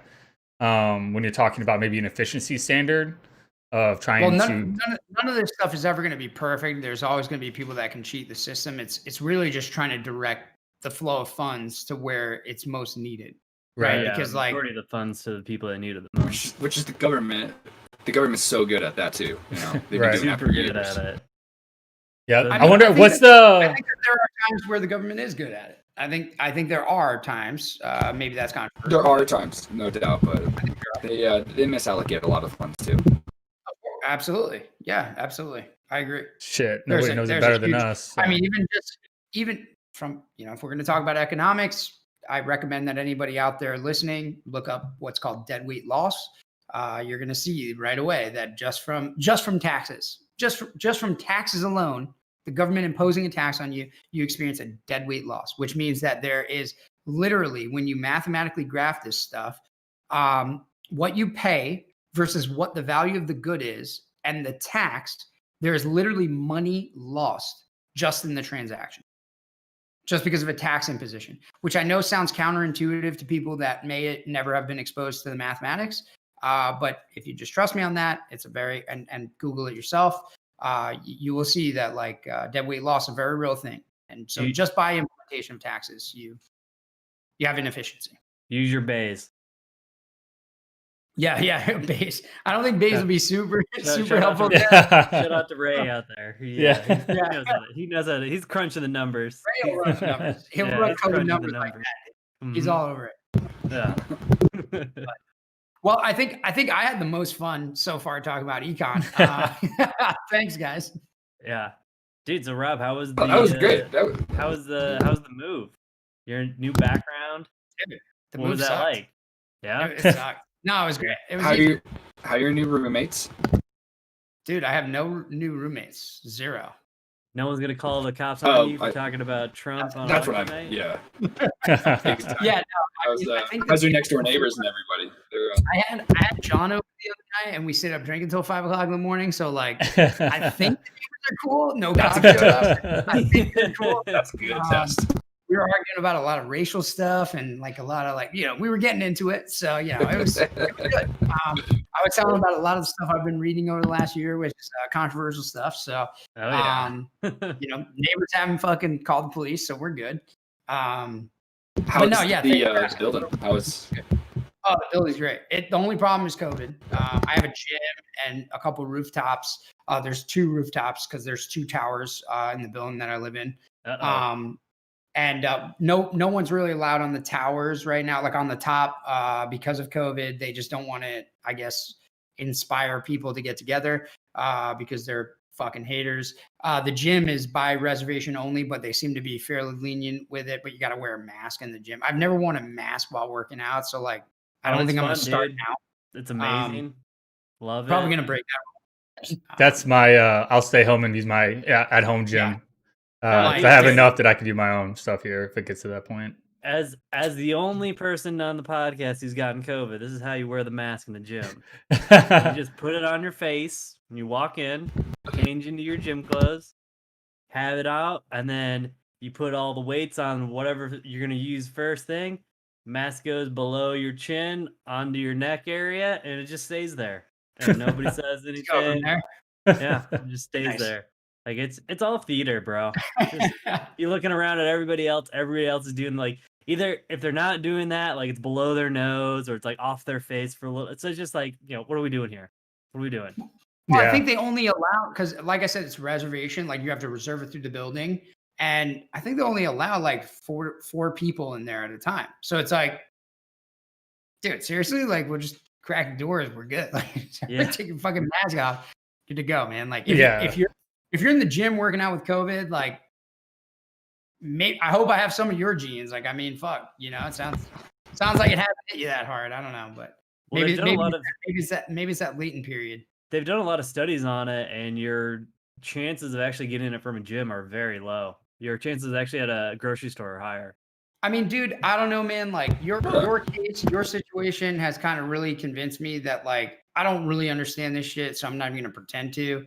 Like, I don't know how you could live in close proximity to other people and just not give it to them. So like, I don't, it's just like, I don't know. I'm the only one that got it from like the Thanksgiving gathering. Yeah, everybody's hanging out together, and that's what's pretty crazy. I mean, I don't know, but yeah, the best help. I mean, your immune system's great. I haven't been sick in 10 years. I was so sick last year. I hope it was COVID. Maybe I got the sweet antibodies, but I don't know. I was sick as fuck when I came back from fucking Europe. I was so sick. Yeah, Rob, whenever you go down, you're going to have to do take some pictures or FaceTime me because I'm curious to see how it looks. Because that's one thing I was excited for when you're moving was the fact that you had an actual gym. Kind of try to do prison home workouts now. But I wanted to tell you that my sister got a Peloton bike. Oh, nice. Yeah, her and her husband were like, we're not going to the gym for a year. So they bought a Peloton. And they're like, it's the same price as their membership for a year for the bike. And they got the membership with all the classes and all the workout stuff. And they're like addicted to it now. Like they argue over who's going to get to use it first or like whose turn is it. And like they got the little clip-on shoes came with the bike too. Yeah. And it's nice. And the next thing I told her about was the thing you were looking at. What's it called, Rob? With the wires. Oh, yeah. With tights on it. What is it? Yes. Yeah. Tonal. Yeah. So I sent that to my sister. Ads for it. Yeah, me too. I get everybody. I saw a guy the other day that benches 350 pounds doing it. Like, look, it's hard for me even though I lift a lot of weight and blah blah blah. I'm like, but I told her about that. She's like, oh great, now I'm going to go down the technology workout rabbit hole. I was like, here's your next thing, $3,000, and you'd be set. Well, dude, I think when it comes to the Pelotons, like, I'm not gonna lie, dude. Like, some of the most injured people in the world are cyclists. So, like, fucking smash the Peloton, dude. Mm-hmm. My oldest sister has a Peloton. They got it in the middle of the pandemic, or like her, she got it and she loves it. And it's like literally the only time like she's actually taken this seriously. She's like lost a whole bunch of weight. She's getting in really good shape. So Nice. Like as long as whatever it is that got works, you, right? like it worked. If it works, it Good works. on You her. got to be careful though. You Cares? got to be careful about those vagina lips, dude. Man, Fucking Joe. It's true. It's true. Joe. I swear to God, Carla. Carla, He said when we were in San Diego, she works for the. No, when she worked at the plastic surgeon's office, God. she'd have to do them all the time. All the cyclists from San Diego, they'd have to come in and get a little touch up on their fucking flappers. lips. Yep. Whoopity, whoopity, whoopity. Damn. I didn't think that was possible. That's a weird way to get some. Damn. So just tell your sisters to be careful, okay? For any Just ladies watch it, out there. monitor it. You heard it here. You heard it here first. You don't want to get Man. surgeries. That's a good piece of advice that you want to hold in your back pocket, right? Especially if you have a vagina. That's exactly what I want to go from the Yeah. Peloton to talking Yeah. about labia plastic. Awesome. Oh, God. No, yeah, Amazing. dude. I think that I think this building's sick, man. I think when you guys, because Joe saw my old apartment, he came and visited a long time ago. The rest of you guys are bad friends, so you don't come visit me. That's okay. I can live with it. No, yeah, this place is sick. This place is like, this is an adult place. The last place was fucking garbage. I was living in Harlem. Wasn't my favorite area, and now this place is really nice. Dude. Well, you The actually have building- a window, it looks like, too. Oh, I got multiple, Like the background multiple looks- floor to ceiling. Oh yeah, multiple. It's very nice. The place is fucking sick. Yeah, the building's really nice. It's super, and it's a great area. Like I'm right in Midtown, right in the mix. If you guys ever came, right around the corner, you could just party all night, literally. You can go bar hopping. There's probably 50 bars in 3 blocks. Now, Damn. now all of us are going to show up at the same time. I Yeah. wouldn't hate. We got an air mattress. We got the couch. So the air mattress sleeps 2, and then the couch has 1. So So I'll bring my Ranger roll. I'm ready to go. Yeah, I'll Joe bring a brings sleeping kids bag. and stuff. I'm making them stay at a hotel, not listening to the kids. Oh, I don't blame you, dude. I'm staying at a hotel by myself.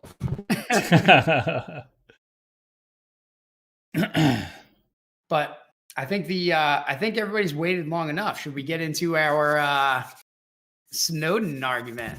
Oh I've been yeah. waiting for this do all That's it. what I night. was thinking. All That's right. what I was thinking. All right, who wants to take it? Because honestly, bro, I got a lot to say, as with everything. Samesies. I'll start it off, I guess. And this is the question going back to last week, if whether or not I should be pardoned or not, right? Mm-hmm. So I was thinking about it this week, and I said no immediately last week when I first said it, off of the whole what? I got somebody else on my side. Yeah, I'm pretty sure I said no. I think we I all think you said no. I think Joe was the only one. Who Yeah, Joe I- said no, yes. But I'm maybe the we only should one that recap just- this. No, it was Drew. Drew is the one that thinks he should get pardoned, right? Yes. Oh, you think he should be pardoned? Yeah. Okay, I think he shouldn't. Okay, sorry. Yeah, Maybe I- we should Okay. recap that. Yeah. Let's recap that. So we got no pardon. Mike, what do you got? No pardon. Drew? Pardon. Joe? Nope, no pardon. No pardon. Okay, so we're 2-2. All right, let's hear it. So I was thinking about it the last week of like pardon, no pardon, because what he did, like, kind of needed to come out, but I still followed on the lines of right ways, right channels, and just straight up leaking everything like that. Granted, it turned out to be unconstitutional, and he was right. I still think there's a right way and right way to go about things that will probably get better results and less divided and better attention. And I think when you just do a data dump like that, it gets your point across. And that essentially, maybe I can see the argument for the pardon, but I just don't like I don't like that as being like a standard of like, well, I'm just going to get some classified files I don't agree with, and I'm just going to everybody just starts leaking them. And I think it could be like a bad precedent to set. And then the other thing I came across when I was reading it was the thing called the Snowden effect through the tech industry. I don't know if you guys have seen that or like read about that at all. I read it earlier, and it pretty much like changed the way the tech world works and the way the cloud works. like the cloud lost, I think, $30 million essentially, because all these industries found out the cloud wasn't actually a good, cheap alternative because the data leaks through the Snowden files. So there's like this huge data, IT, cybersecurity aspect that came out of it that's called the Snowden effect. And if anybody out there Googles Snowden effect, there's a whole wiki about it and a bunch of articles about how this changed the way a lot of companies did and how the cloud worked for a lot of these companies, because all these exposures leaked the fact it's not secure, and it changed it. I had never heard of that at all. Yeah, I came across it this morning actually when I was just kind of cursory, just making sure I was right with everything that I was going to say, and I started going down that, and I wish I remembered more of it off the top of my head, but I thought it was really interesting outcome of it that a lot of people probably didn't know about that came through it, which pretty much just because he did that showed all these tech companies that their shit wasn't secure, and turned out to be a good thing. But I still think that wasn't the right way to go. So I'll stop talking now. Someone else can go. No, it was good. I think that's great. I had never heard of that. So wait, you think Snowden just data dumped shit? No, I think that there is like a right way to go about things, and he did do that. But I think that if you go down the rabbit hole of like making that like, okay, you go and you like, so because some people do it and it turns out to be the right call, but if you start pardoning people that do it, even if they are right, even though they did break the law, then people will start doing that more, and then it'll become more norm. Like, oh, I have the security of, I'll get pardoned, or it'll work out in the end if I do this thing now. Okay.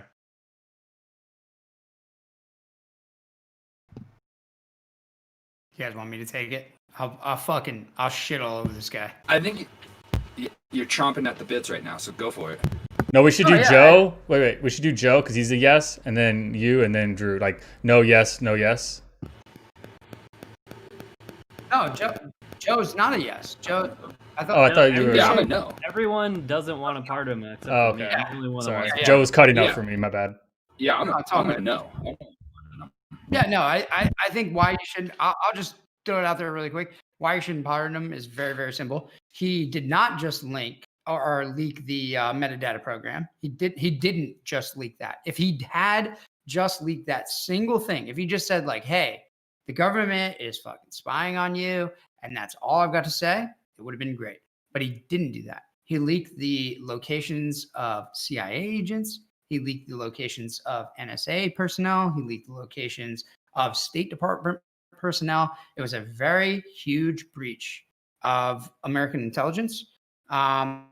And so for that, he is a traitor. He deserves to die for it, or at least rot in prison for it, and absolutely should not be venerated as some type of hero for exposing a metadata program, which I think, like I said, had he exposed simply just the metadata program, there would be a reason to say, look, the guy just exposed a travesty.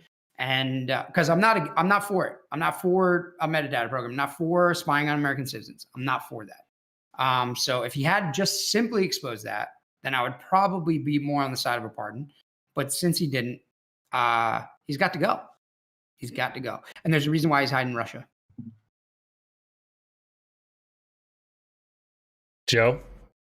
Yeah, I agree.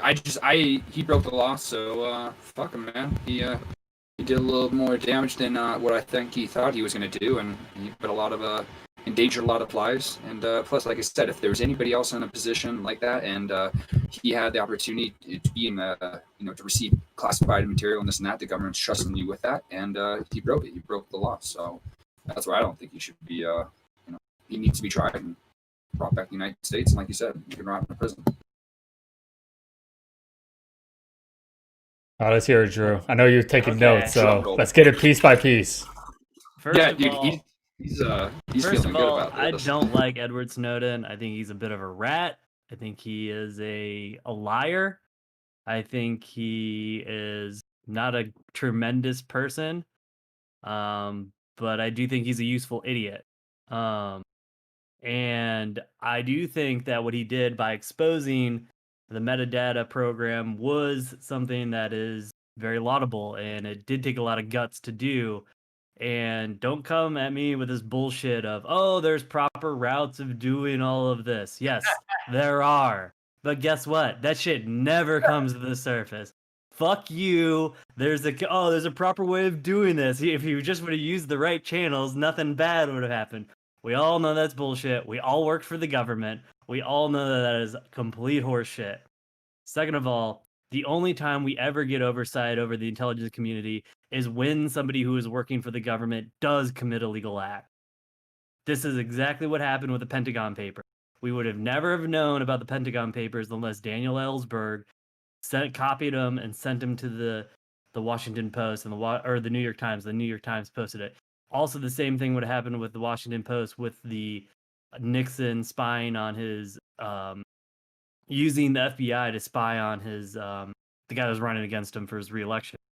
So don't come this is always how this has gone. People always commit illegal acts in order to get this information brought out to light. Now, was Edward Snowden irresponsible with the information that he had? Yes. Did Edward Snowden, he's very similar to Bo Bergdahl, to where he thought he was some type of Jason Bourne, some super agent where he could control all this information and things like that. And he fucked up with how he handled it. And the reason why he's in Russia, that is completely the U.S. government's fault, because they suspended his passport when he was in the Russian airport. If they didn't want him to be in Russia, they should have waited to extradite him somewhere else. I just think that bring him back, pardon him. I'm sure you can find some sneaky other route to charge him with. The Espionage Act is very broad. You can probably use it for anything else. I just think, fuck it. Plus, it's a big fuck you for Trump to be like, hey, I'm going to pardon Snowden. We've already pardoned Bo Bergdahl, and we already pardoned, what's his name? Manning. Bradley Manning. So, this shit always happens. I think, seriously, to your point on the Russia, on his Russia enclave, I get your point, but he traveled to Russia, right? And so we canceled his passport there. So it's like, he could have went anywhere else. Why didn't he go to Latin America? Why did he go to Russia? So wasn't he in Hong Kong when he first released him? He was in Hong Kong before, and he was just flat. He was connecting. Well, Hong Kong. Yeah, Hong Kong is Hong Kong is also a friendly territory to us, much more friendly than Russia, million times more friendly. So of course he's going to leave Hong Kong, right? I mean, that's like being in Canada or the UK. Like, it's in my opinion, I'm challenging here, Drew, and not on a personal level, just with the idea. He went to a place where he wouldn't be extradited, where there is no respect for the rule of American law. Because in Hong Kong, he would have been extradited, because Hong Kong is a serious ally of ours, major ally. Any of the Western European countries, major ally. In Latin America, I think he would have stood a good chance, and maybe even made himself look good. But my big thing too is another thing I want to throw out is, what about, all right, so for instance, look, he exposed all these people, right? Human intelligence is an important factor of what, U.S. intelligence engages in, right? It's very important. But what about signals intelligence? He exposed signals intelligence programs that will be forever lost to the United States. Programs against the Chinese that will forever be gone now because of his exposures. They're gone forever. They're never coming back. We're never going to be able to recapitalize on them. That's a big deal. So even if we forget about the human intelligence loss, right? Like the agents that he put at risk by publishing their information publicly, I think the SIGINT piece is huge. The technological piece is gigantic. I think it was huge. There's a program called Monster Program, which was an automatic counterattack to any Chinese infiltration of American systems. He published that right to the damn Chinese. And guess what? Yeah, we got COVID now. Just kidding. I just look at him as a traitor, you know, like we've all had, you know, classified, you know, security, this and that, security clearances. I couldn't think of it there for a second. You know, it's but I kind of agree with you too, Mike. You know, it's like when you start setting up precedents and you let everybody else just kind of like break the law and keep going along with it. You know, it's where's to stop it? You know, but then again, I do think I agree with you too. You know, Drew, with what you're saying is that how do these things come out, and how do people kind of acknowledge these things? And no, that's true. That's the big thing. Is like, no, you know, really it is kind of like the fine line. That's the thing, and I'm sure this is why. Like, Snowden's not. He's dumb, but he's not a complete idiot. He knew the government would be after him. So yes, he was very selective about which states he was going to travel through in order to avoid being detained or captured. But like, you're telling me that it wouldn't be easier to try to remove him like they did with Julian Assange in Peru, where he was originally trying to go, rather than just suspending his passport in Russia? Well, I think Julian Assange was a totally different story, because Julian Assange actually exposed like true war crimes. Whereas this was just a breach by the United States government of their powers. Especially the executive powers. So like, yeah, I think that by traveling through these countries, he was being smart. But at the same time, in my opinion, it shows that he knew that he didn't have a leg to stand on. He didn't have a bone to pick with the US government. It's not like he was some kind of martyr that was going to say, look, all I did was expose this metadata spying program. Of course, that's not like, all right, if we're going to operate under the supposition that the US government is going to give him a fair trial, like, do we at least agree on that? I mean, I think the US government was going to give him a fair trial had he simply exposed the metadata program. Yeah. Do we agree? Do we agree on that? If he only would have exposed the metadata program, he would have probably, it would have been Pentagon Papers Part 2. Right. Basically, it would have been a mistrial. The case would have been thrown out in court, because all he would have done was expose that the government is violating our constitutional rights by keeping data packets or dossiers on every single American citizen. And it wasn't even a particularly valuable program from what I can find. Maybe I'm wrong on that. Maybe I have misinterpreted. And that also is not to say that detracts from the crime of the US government. Well, it's not to say that at all. I don't think it's I mean, I agree. I don't think it's a very valuable. I don't think any bulk data collection like that is particularly valuable. Fair. That's fair.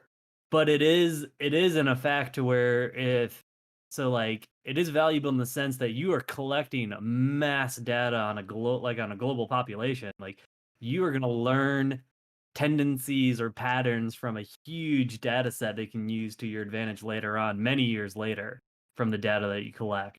So I guess, would you see the pardon? Would you see the pardon as like, hey, we're going to take Snowden back and try him for because you had kind of alluded to this just a little bit, and then we kind of moved past it. But like, so would you see a pardon as like a full pardon? Snowden just comes back to the United States, and that's it. He's a bro. He finds an identity and moves. He lives in Iowa and just fucking does his thing. Or like, I think he should be pardoned just for the mass data, like the bulk collection stuff. Okay. But like, if you can definitively prove, like, hey, asshole, because you were irresponsible with the shit, because like, the thing is, like, this motherfucker stole millions of data packets or like pieces of data or intelligence, and like, that just shows like you didn't know what the fuck you were doing, or you thought you were more important than you really are. And if you can prove concrete evidence that, like, because of your irresponsibility that these people died because of it, then fry him for it. Put him in prison for, leaking data that killed a specific person. But like, I do think what he did with exposing the data thing or the mass collection is like a pretty laudable, like, that took some balls to do, but he kind of just, like I said, he's kind of a useful idiot. He stumbled into it, like, with all this other shit that he found. Well, that's how he got the So, position to begin with- with. Without putting words in your mouth, you would say pardon him, but give him a trial. Mm-hmm. Okay. Give him his So day in he court. comes back here, he gets a trial, and we pardon him on what the government had already been a fucking criminal about. Right. And that's the biggest thing between him, because like he always tries to say he's like the new Daniel Ellsberg. And like that's the biggest difference between Snowden and Ellsberg. When Ellsberg was working for the Rand Corporation, when he was doing the before he published the Pentagon Papers. So for people that don't know what the Pentagon Papers are, I was just about to the say. Pentagon Papers were so Robert McNamara during the Kennedy administration, when we were conducting non-military operation in Vietnam, he for whatever reason put a study together to where he wanted to study the effects of what U.S. diplomacy was doing in Vietnam. And so what this study showed was basically any U.S. military activity that was going on in or around Vietnam, and the Pentagon Papers exposed that the U.S. was conducting illegal war operations in Cambodia and Burma while Vietnam was going on, and in Laos, basically all the countries around Vietnam, and that Vietnam was really a war to try to like contain communist and Russian influence in that region. And so this was a huge deal at the time. And when Daniel Ellsberg collected it, like made copies of the entire study and then sent it to the New York Times, he basically just was like, I know I did something wrong, or like I know what I did was illegal, but I felt like like American society, or the society as a whole, needed to know that we were killing innocent people in like Cambodia and Laos and Burma and all of these places as well with like Vietnam, and the government is purposely like willingly like or as in the famous or infamous words of James Clapper, wittingly lying to you. Because James Clapper was in front of Congress when God, what's his name? Wyden from like one of the Nebraska, like one of the Dakotas or something, asked James Clapper, he's like, is there a government program that is collecting any data on US citizens? And he said, no, not wittingly, and literally perjured himself. And he's just a CNN contributor who just reads the news to you now. But Yeah, so I like, mean, that's the biggest difference is like Daniel Ellsberg knew what he did was illegal, and he was like, I will fight this in court. But like the thing that ultimately got Ellsberg off, like why he's not in prison for the rest of his life, or why he wasn't like executed, was because Richard Nixon's an insane human being and just can't trust that he's going to win an election, so he would just dig up dirt on anybody. So he had they were called plumbers. He had FBI agents break into Daniel Ellsberg's psychiatrist's office and like steal his medical records to try to blackmail him and say that he was mentally unstable, and that's why he turned over the Pentagon Papers. So that's the only reason why his entire trial was thrown out. And then after that happened, they even strengthened the 1917 Espionage Act, and that's another argument that I mean that's the ultimate argument that Snowden and his lawyers are using to hide behind, is because after Ellsberg they strengthened the Espionage Act that basically if you do anything that Ellsberg did where you're bringing information that could harm the US like in any way, that they can throw you into prison for the rest of your life or execute you for as a traitor being treasonous. So that's why like he fled, because he just knew that after Ellsberg, like they just weren't going to stand for it, and that he didn't believe that he would get a fair trial, and that's why he fled ultimately. Well, I think like I mean, dude, that was a badass breakdown. Thank you very much for that. I think also just something I wanted to kind of throw out is just to kind of reiterate the power of him exposing these federal agents that are abroad or operating under cover of the U.S. I mean, I think it's a big deal, and we're gonna never know what the implications of that were. Like, we're never gonna know that. That's never going to be released to us. That's a good point. That's a really good point. And so like at least on the human side, like on the SIGINT side, the signals intelligence side, we may be able to gather a few facts or see a few programs kind of shut down. But on the human side, like from the human intelligence side, from what you're talking about, did he damage lives? Did he damage or hurt American lives? Mm-hmm. I don't know if we'll ever know that. And that's kind of the thing for me is like, look, there are certain things, I guess, personally, that I find morally reprehensible that the U.S. government does. For instance, Gitmo is a great example of what I find the U.S. government to do that is morally reprehensible. I mean, we've tortured people there. We've waterboarded them. We imprison them there. We deny them their religious affiliations. We do anti-American shit at Gitmo. Do I think that people that started Gitmo or developed those plans need to be tried as treasonous? I'm not 100% sure because I can't weigh the impacts against the American people. I guess where I would draw the line with him is that there are actual numbers against who he exposed, right? Like we can't necessarily like, yeah, sure. The establishment of Gitmo and the torture of people and the terrible things that have happened there have maybe cost some level of human life. They maybe impacted human life in some amorphous way that we can't judge. He has directly exposed a known number, a known quantity of American intelligence resources. That's where I draw the line and say you should be prosecuted for that, regardless of what your aim was for. Because even if we forgave him for the metadata program, he should still be prosecuted for that. And to the extent that he hurt those people, I think we would never know. And I'm sure, honestly, Right. actually, like, when I think my hunch is that he probably didn't hurt him at all. They probably, as soon as it leaked, they were ripped right out of orbit. And, it probably had no impact. Except for maybe burn like leads or networks they burn their career. They know more. They know their jobs. Yeah, that's probably what really came out because it was such a big deal. As soon as it came out, they're like, they got essentially a bird notice of like, hey, you got to come back in. Your networks are fried. Try to pass over any information you have, and now they're working probably some desk job back somewhere because to me is no big deal. Like, right, that's the best worst case scenario, right? Like, yeah, like I wouldn't kill a guy over that. Like, I wouldn't. We're talking treason here. Like, I wouldn't murder the dude over that. Well, had one of those dudes been captured and killed, then I think that's bad. That was the Bergdahl argument, right? Of like the guys that went out searching for him. Bergdahl should have hung. He should have hung. He should have hung from a military court. He should have been dead. Bergdahl doesn't even, in my opinion, Snowden pales in comparison to a Bergdahl. Bergdahl should have hung. There were literally military members on the X that were killed because of Bergdahl. Bergdahl should have hung. They literally should have strung him because he's a fucking idiot. Well, and that's kind of like Bergdahl's worse than an idiot. He's worse. Yeah.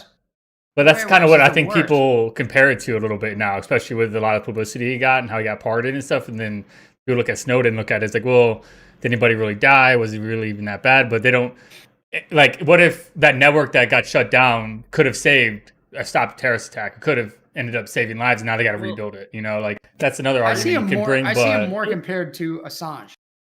It damaged our relationships for sure with like our European allies, because that what Snowden published, or like what he had published that was associated with what he stole, it definitely, I wouldn't say irreversibly, but it has certainly damaged our relationships that we had, especially with like Germany.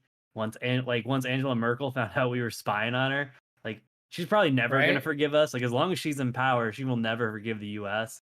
So who knows what kind of repercussions or reverberations that's going to have with all these other allies that we have, like with France and all the European these other European countries. And basically, it just exposed that, like, hey, we're spying on you. Like, not only are we spying on you, like, we've tapped your cell phone, like they're like, we're reading everything, like all your text message, all your sex messages, everything. We know it all. Like, and we're collecting that shit and creating dossiers on you, so that Christopher Steele, who's hopefully not, well, I shouldn't say hopefully, but who may or may not be dead. Who knows? No one's seen him for 3 years. can compile a dossier on you talking about how you're pissing on prostitutes in Russia. That's it. So. That's a very good point too. That is a very good point. It's got a long-lasting effect. And I think like the big thing with Snowden, right, is like the thing that pisses everybody off about him is like he wants to have his cake and eat it too. Like, oh, just I'm just an American patriot. Like I'm just he really does want. He really does. I mean, even when he was on Rogan, he sounded like he wanted people to just hear him from the level of like, all I did was show you that the government was bad, and it's like, no, you didn't. No, you didn't. Yeah. And again, if you would have done that one thing and exposed one program, you could have got a lot of people on your side about it. There's no doubt. But everything else, it's kind of like, dude, you're just a fucking idiot. You fucking didn't. Well, I guess I could get behind Drew's. All kinds of shit out there. I can get behind Drew's. I thought Drew. I guess maybe I'm wrong. Don't let me put words in your mouth. So please correct me if I'm wrong. But I really thought you were for him being pardoned on a whole. If you're for him being pardoned on the metadata programs, I'm more than happy for that. I would really like to see, even if it's an inside committee, him tried on what were the damages that came out of the other parts of that. Because obviously from the metadata program, like, yeah, the NSA deserves to be like, there should be punitive action there. Like, obviously that was wrong. It's unconstitutional. And it probably hurt a lot of Americans more than we can ever count or know. So there's some equivalency between what he did exposing the metadata program and what he did exposing the intelligence program. But I don't know. I think exposing the intelligence programs were a big deal. Yeah, like I'm not Glenn Greenwald. I don't think that Snowden is Saint Edward, like Saint Edward Snowden. Like, right. I don't think he's just this pure like, oh, I'm just trying to do my constitutional duty by exposing like atrocities where I see them. Like, nah, the dude saw an opportunity and tried to like he jumped on it, and jumped on it, and like you can clearly tell with the information that he had, because I was just listening to the Glenn Greenwald Rogan episode, and he's talking about how he has like all these USB like memories with like millions of documents. I'm like, dude, this guy was clear. Like, you don't need millions of documents. You just need like a couple thousand and be like, this is the program. Here it is. This is like, what are you doing? You could have even probably been collecting this stuff for years and stewing on it. And like and like to go back to what you were saying, Rob, like the dude clearly orchestrated how he was going to get out of this. Like once he exposed it, like what he was going to do. And like, you hear like Glenn Greenwald talk about it. It's like, oh, the dude had a cleared conscience. Like he's like, me and my partner were like, we're fucking shitting bricks, like thinking about like what's gonna happen to us once we publish this story. And he's like, Snowden would be like, oh, I'm getting tired, guys. I'm gonna go to bed. Like the guy's got a clear conscience. I'm like, nah, dude. He's just orchestrated this thing to where he knows what he's doing, and like he knows he's not gonna get caught. Like, that's how I look at it. I don't look at it as like a pure like he's looking out for everybody's interest, or he's like, oh, I can die with a clear conscience or whatever. Dude just couldn't he have also that like he could evade people for long enough to where he couldn't get extradited?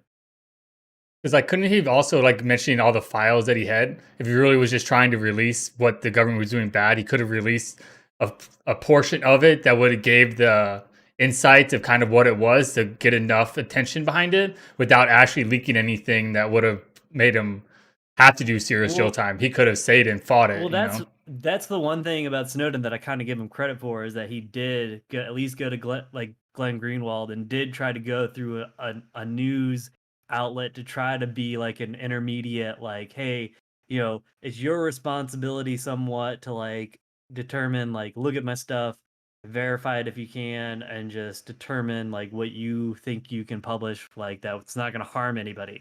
So I give him some kind of credit for that, because like if he just would have data dump, like, I mean, if he really wanted to do damage, he would have just uploaded to 4chan or something, or like and just killed everybody. Yeah. But he at least did not do that. I mean, I think it's also, just something I wanted to throw out there.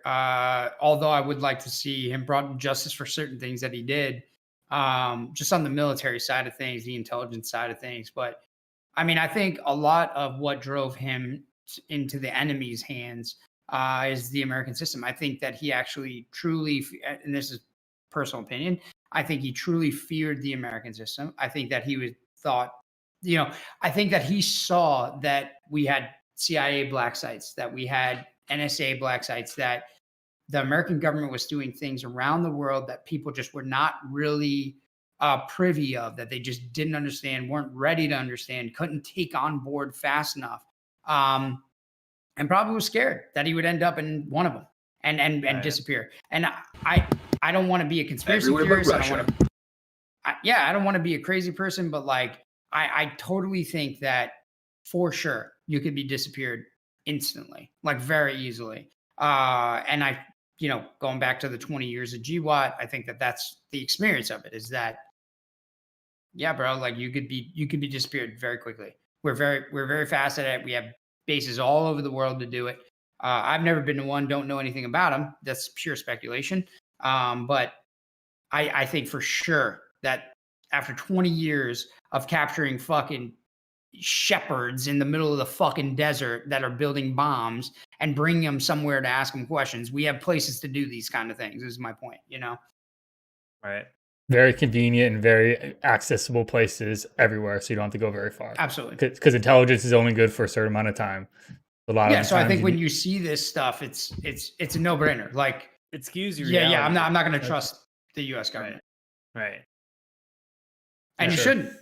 Nope. And you shouldn't. They're dangerous people.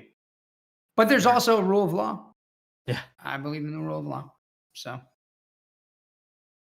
Yeah, it's complicated for sure. It is. It's very complicated. Plus, Edward Snowden is just so unlikable when you see him, when you hear him. Yeah. God, like he's not doing himself any favors. Yeah. That was part of it too. When I heard him talk about it, do you guys know he's about to have a baby? This is brand new. Like, oh really? December 24th or something. Yeah, he's about to have a son in Russia. So I thought it was hilarious. Like, I was just kind of, what's going on with Snowden? Maybe that's how he got permanent residency, No, he just got permanent residency because he knows lots of things. Yeah. Yeah. Those hard drives. Like, I don't know if he knows lots of things. Yeah, I don't know if he's actively like giving them information, but like Putin knows he's like a piece on a chessboard that he can go to. Yep. Or he can use later through court and be like, even in a negotiation, like if America wants to punish him, like we got to talk. We got to come to the table. Right. We got to say, hey, what do we got to do to get this guy? Or yeah, if Russia's like, hey, I'll give you Snowden if you guys do this or back off or whatever, and like, exactly. Okay, we've done worse trades, sure. Yeah. Yeah. Same. Sanction them, like you have Snowden, so these are your sanctions now. So if you wanna get these removed, maybe just send us some 9-digit grid. Yeah. Right. Maybe just drop him off in this undisclosed location right across the border and just kind of drive away, and someone will come and pick him up, Mm-hmm. But yeah, I guess we'll see what happens. Trump's going to be pardoning a bunch of people, so we'll see. You see, he just pardoned a Blackwater dude. Yeah, a couple of them, huh?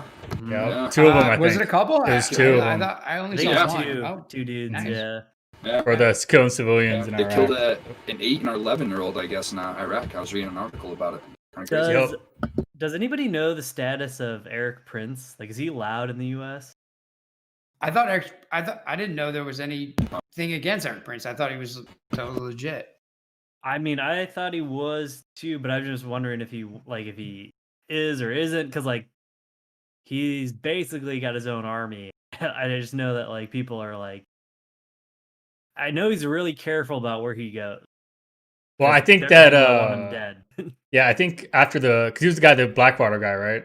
Yeah, he's the head of Blackwater. I think I remember reading something that after Blackwater had that downfall, that he still is out there doing kind of the same thing, just rebranded. Yeah, he started a new company called Z. Yeah, mm-hmm. And now he's just kind of doing that. So he's like trying to get an aircraft carrier. he has like an LHA or an LHD or something. He's trying to get an aircraft carrier. Bro, that would be awesome. The guy's like, he's like, did you guys ever play Metal Gear Solid? He's like one of those like PMC companies, like in Metal Gear Solid. Yeah, where they build the air. Literally trying to be on like an army for hire. Right, like what was the last one where they had the oil tankers? They had to build up the oil tankers, and you launch from there. He's literally just gonna have his own. But let's go into that whole thing. We can do a whole topic on that with the private military contractor stuff too. Do some PMCs. Yeah, next week. yeah. I'm down for that. We could give you a breakdown of who Eric Prince is and where he comes. Yeah, the history behind it. Guy. Super interesting guy. Yeah, let's do that. We'll shelf that one for next week. And go ahead and call this one. Thanks for hanging out, everybody. We will be live again on Friday. You guys have a great week and happy holidays. Yeah, thanks for tapping in, everybody. Happy holidays. Happy New Year. Peace. Thank you for listening to Subtle Propaganda. We hope you guys enjoyed the show. Make sure to like, subscribe, and follow us on our social media. You can find our podcast anywhere podcasts are uploaded, which include our pre and post show. We will be live next week at 7 p.m. Eastern. And don't forget to tell us how wrong we were in the comments. See you next time.